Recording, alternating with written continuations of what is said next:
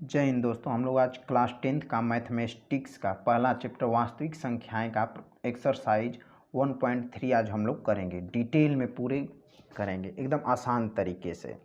इस वीडियो से पहले हमने पिछली वीडियो में हमने बता रखा है वास्तविक संख्या क्या होती है, परिमेय संख्या क्या होती है, अपरिमेय संख्याएं क्या होती है। उस वाले वीडियो को आप ज़रूर देखिए, तभी आपको ये वाली चैप्टर पूरा समझ में आएगा। तो इस वाली प्रश्नावली में पहला क्वेश्चन है, सिद्ध कीजिए कि 3√3 एक परिमेय संख्या नहीं है। मतलब हमें ये दिखाना है कि यह एक अपरिमेय संख्या है। तो कैसे सिद्ध करेंगे? हम जो है अपरिमेय संख्या को कैसे लिखते हैं, लिखेंगे पहले हम लोग इसका उल्टा मान लेंगे। लिखेंगे माना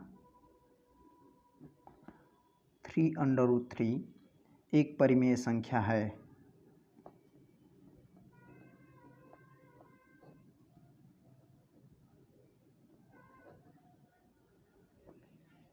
तो हम लोग परिमेय संख्या को कैसे लिखते हैं? 3√3 इक्वल टू p/q के रूप में, जहाँ पर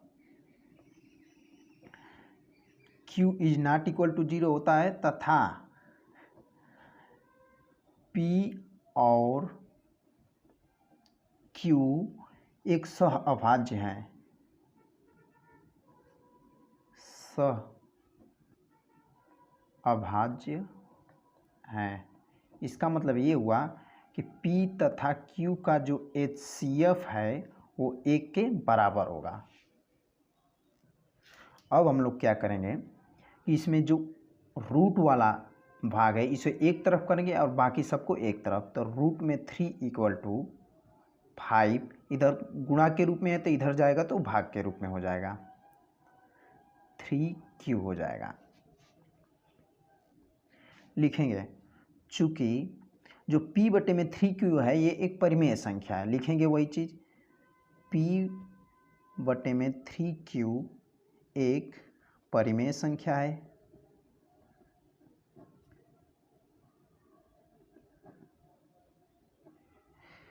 और हम जानते हैं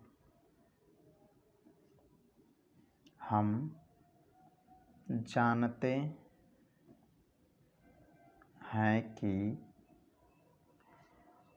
अंडर रूट में 3 एक अपरिमेय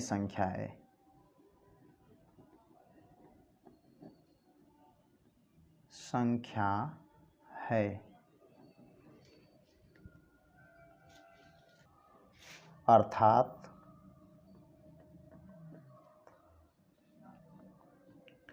रूट में 3 is not equal to P/3/Q।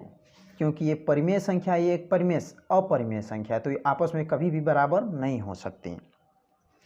तो यहाँ पर लिखेंगे अतः हमारी अवधारणा विरोधाभास है।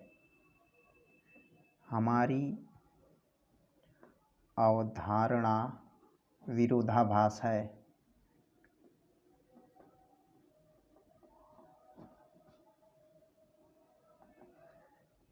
अतः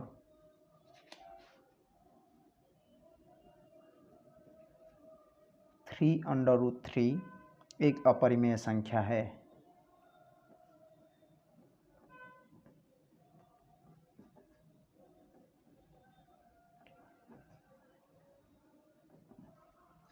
हमें ये सारी चीज़ें लिखना पड़ेगा क्योंकि ये सवाल लगाने का प्रोसीजर है, तरीका है।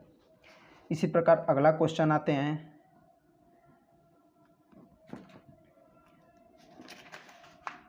क्वेश्चन नंबर 2 क्या कह रहा है? क्वेश्चन नंबर 2 कह रहा है, सिद्ध कीजिए कि रूट में 5 एक अपरिमेय संख्या है। तो इसे हम लोग हल करेंगे। इसे भी हम लोग इसका उल्टा मान लेंगे। क्या मानेंगे? माना रूट में 5 एक परिमेय संख्या है। माना रूट में 5 एक परिमेय संख्या है। तो हम लोग परिमेय संख्या को कैसे लिखते हैं? परिमेय संख्या को लिखते हैं रूट में 5 इक्वल टू P/Q के रूप में। यहाँ पर लिखेंगे जहाँ पर Q is not equal to 0 तथा P व Q सह अभाज्य हैं। इसका मतलब ये हुआ कि जो P तथा Q का HCF है वो 1 के बराबर होगा।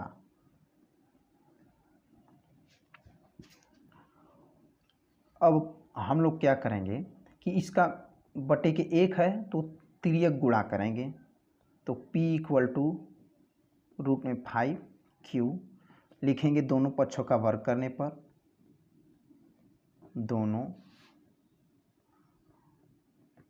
पक्षों का वर्ग करने पर वर्ग करेंगे तो क्या प्राप्त होगा, P का वर्ग P स्क्वायर अंडर रूट में 5Q का होल स्क्वायर, तो P square equal to 5Q का स्क्वायर।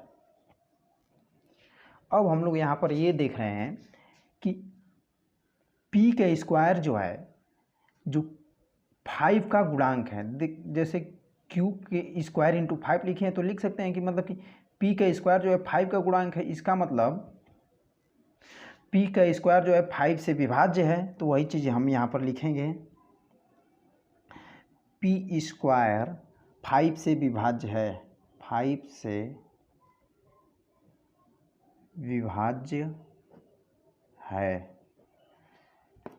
इसलिए P जो है P भी 5 से विभाज्य होगा।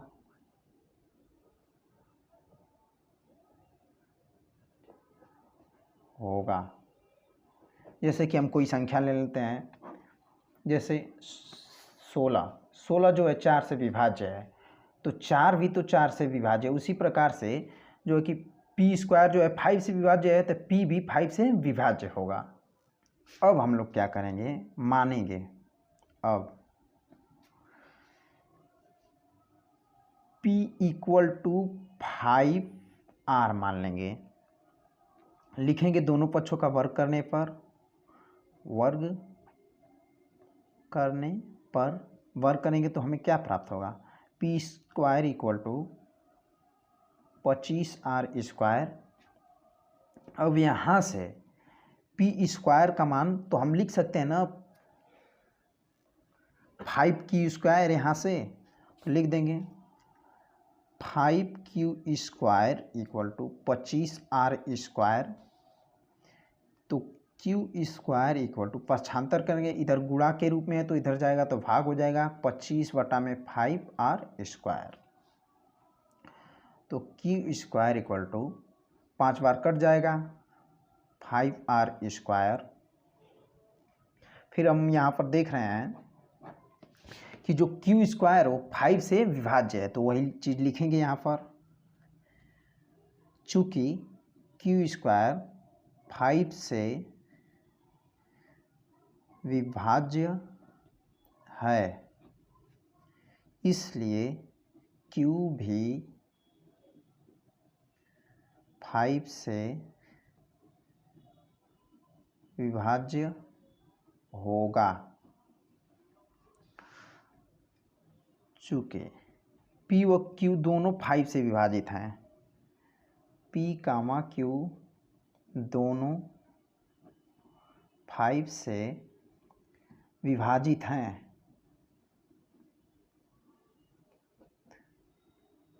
जब दोनों 5 से विभाजित हैं तो इसका HCF जो है 5 आ जाएगा।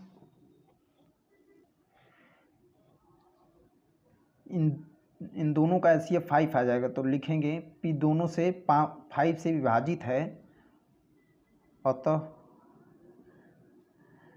PQ का जो HCF है वो 5 के बराबर होगा, जो 1 के बराबर नहीं है। हम लोग परिभाषा क्या पढ़े हैं परिमेय संख्या की, कि वो ऐसी संख्या जो P/Q के रूप में लिखी जाए तथा Q का मान 0 न हो और PQ सह अभाज्य हो तथा इनका HCF 1 आए। यहाँ पर हमारा HCF क्या आ गया, 5 आ गया, तो हम लोग यहाँ पर लिखेंगे, अतः हमारी अवधारणा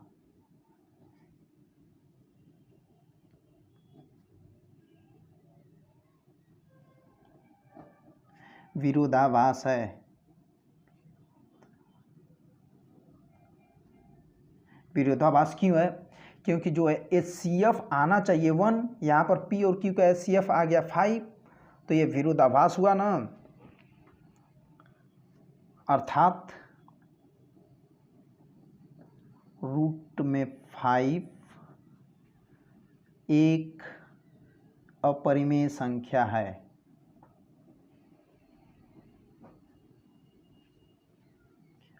सिद्ध हो गया। अब क्वेश्चन नंबर 3 क्या कह रहा है, सिद्ध कीजिए कि 2√5 एक अपरिमेय संख्या है। उसी प्रकार से पहले वाले क्वेश्चन जैसे हम लोग किए हैं उसी तरह करेंगे। इसका ठीक विपरीत मान लेंगे, माना 3 + 2√5 एक परिमेय संख्या है।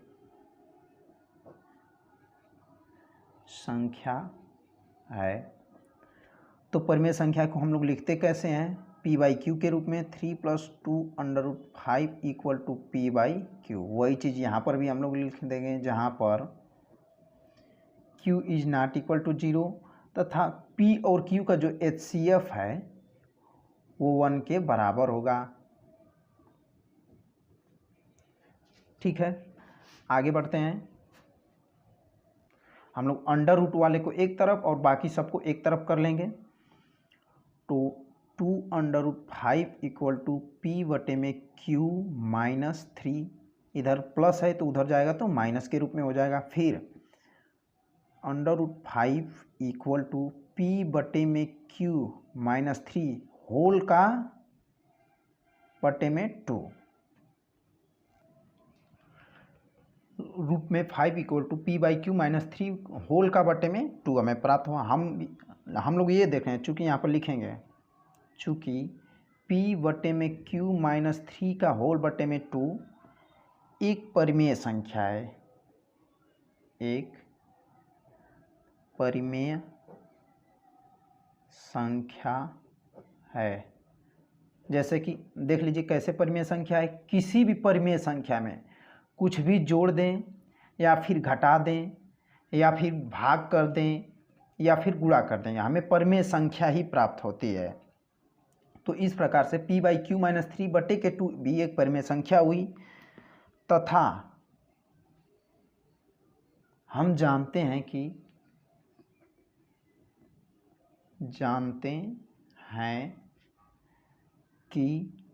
रूट में 5 एक अपरिमेय संख्या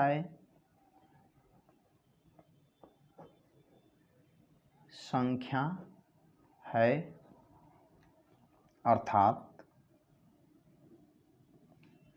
रूट में 5 = P/Q-3/2। कोई भी परिमेय संख्या अपरिमेय संख्या के बराबर नहीं हो सकती। रूट में 5 जो है अपरिमेय संख्या है, P/Q-3/2 परिमेय संख्या है, तो ये आपस में बराबर नहीं हो सकते। तो हमारी जो अवधारणा है वो विरोधाभास है, लिखेंगे वही चीज़। अतः हमारी अवधारणा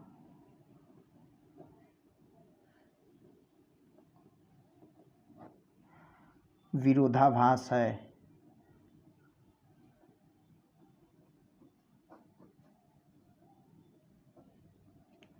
अतः 3 + 2√5 एक अपरिमेय संख्या है।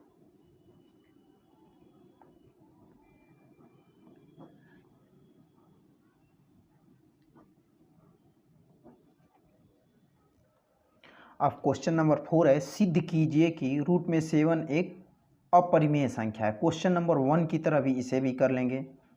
और सारे क्वेश्चन ये इम्पोर्टेंट है। एक क्वेश्चन इन सब में से कोई भी दे सकता है और एक क्वेश्चन छठा में का कोई भी पार्ट दे सकता है। 3 पार्ट है, हम तीनों पार्ट लगवाएंगे।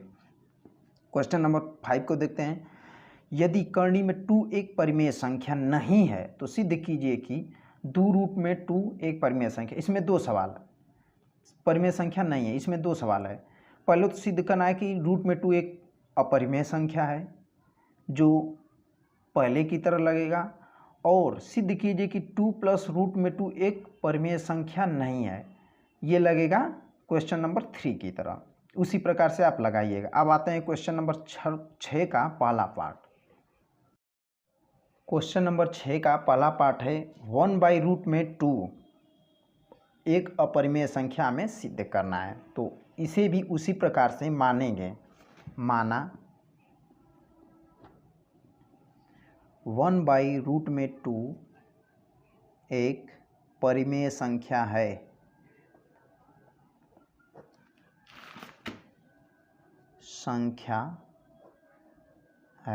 तो परिमेय संख्या को कैसे लिखते हैं? P/Q के रूप में, जहाँ पर Q जो है 0 के बराबर नहीं होना चाहिए और P तथा Q का HCF जो है 1 के बराबर होना चाहिए। अब हम लोग ये देखते हैं कि P/Q को भी परिमेय संख्या कहते हैं या फिर Q/P के रूप में लिखें तब भी ये परिमेय संख्या ही होगी। जैसे कि 3/2 परिमेय संख्या है, 2/3 भी परिमेय संख्या ही है। तो इसे हम लोग क्या करेंगे? पलट देंगे। तो √2 = Q/P। ये क्या हमें इसे मान लेंगे समीकरण नंबर 1। ये भी हमें क्या प्राप्त हुआ? परिमेय संख्या ही। लिखेंगे वही चीज़ हम, Q/P एक परिमेय संख्या है।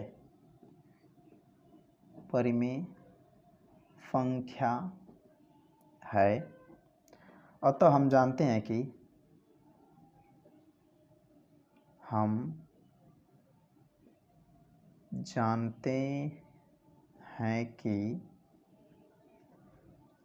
√2 एक अपरिमेय संख्या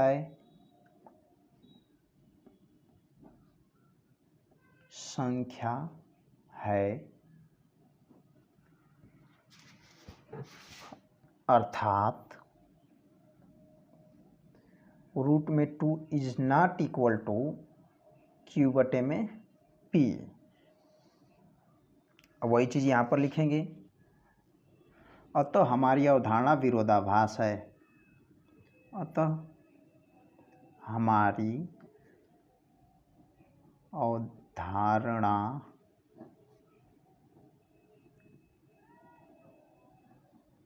विरोधाभास है। अतः 1/√2 अपरिमेय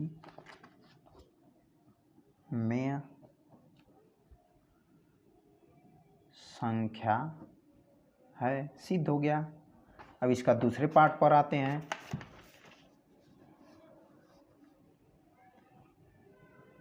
दूसरा पार्ट क्या है? दूसरा पार्ट है कि 7√5 को हमें अपरिमेय दिखाना है।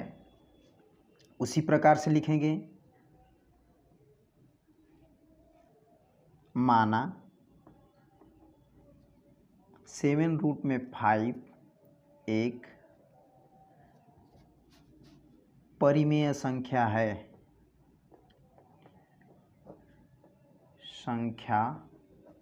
बिल्कुल ऊपर वाले की तरह लिखना है। जैसे हमने रूट में 1/√2 को लिखा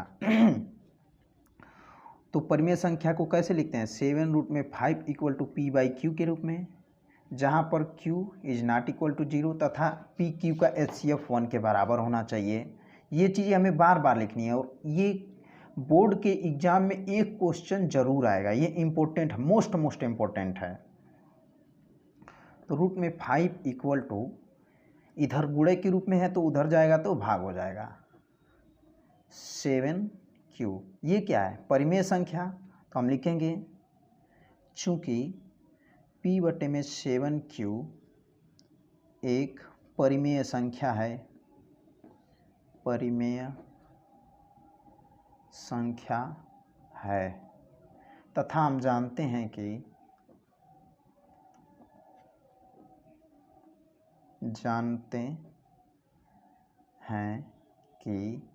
√5 एक अपरिमेय संख्या है।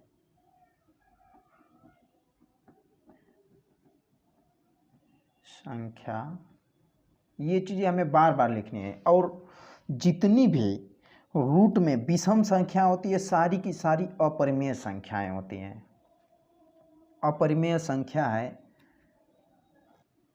अर्थात रूट में 5 is not equal to p बटे में 7q।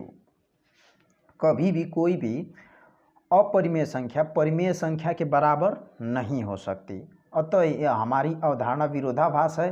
लिख लेंगे, हमारी अवधारणा विरोधाभास है अर्थात 7√5 लिख लेंगे। अतः 7√5 एक अपरिमेय संख्या है, में संख्या है। इसी तरह तीसरे पार्ट को, छठे के तीसरे पार्ट को कैसे करेंगे देख लेते हैं। तीसरा पार्ट क्या है, 6 प्लस अंडर रूट में 2। उसी प्रकार से लिखेंगे, माना 6 प्लस अंडर रूट 2 एक परिमेय संख्या है,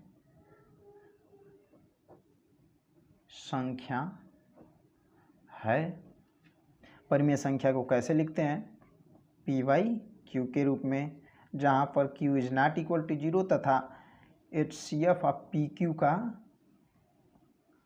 1 के बराबर होना चाहिए। ये चीज़ें हमें बार बार लिखनी है। पक्षांतर कर लेंगे, पक्षांतर करने पर 6 को उस साइड लेकर जाएंगे तो p बटे में q माइनस 6 हो जाएगा। यहाँ पर हम देख रहे हैं कि किसी भी परिमेय संख्या में से कोई भी संख्या घटा दे तो परिमेय संख्या ही प्राप्त होगी। तो हम लोग लिखेंगे, अतः p बटे में q माइनस 6 एक परिमेय संख्या है, परिमेय संख्या है तथा हम जानते हैं कि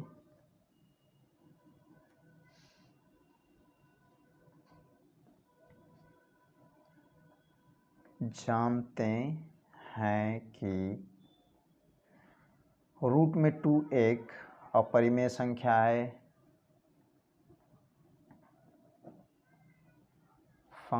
है, अतः हमारी अवधारणा विरोधाभास है अर्थात रूट में 2 is not equal to p बटे में q माइनस 6। तो लिख देंगे, अतः 6 प्लस रूट में 2 एक अपरिमेय संख्या है।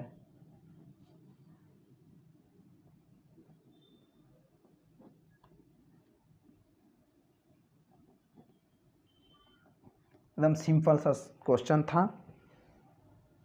इस प्रकार से हम लोग इसे सिद्ध कर लेंगे। अब हम लोग देखेंगे क्वेश्चन नंबर 7। क्वेश्चन नंबर 7 क्या कह रहा है, सिद्ध कीजिए कि रूट में 3 माइनस 1 एक अपरिमेय संख्या है। बिल्कुल इसी के तरह है, इस वाले क्वेश्चन की तरह, बस यहाँ पर इसमें प्लस दिया, इसमें माइनस दिया। उसी प्रकार का 8 भी है, 9 भी है, 10 भी है। ये सारे आप लोग क्वेश्चन कीजिएगा। नहीं अगर समझ में आता है तो आप लोग कमेंट में लिख दीजिएगा, हम इसे भी एक वीडियो में कर देंगे।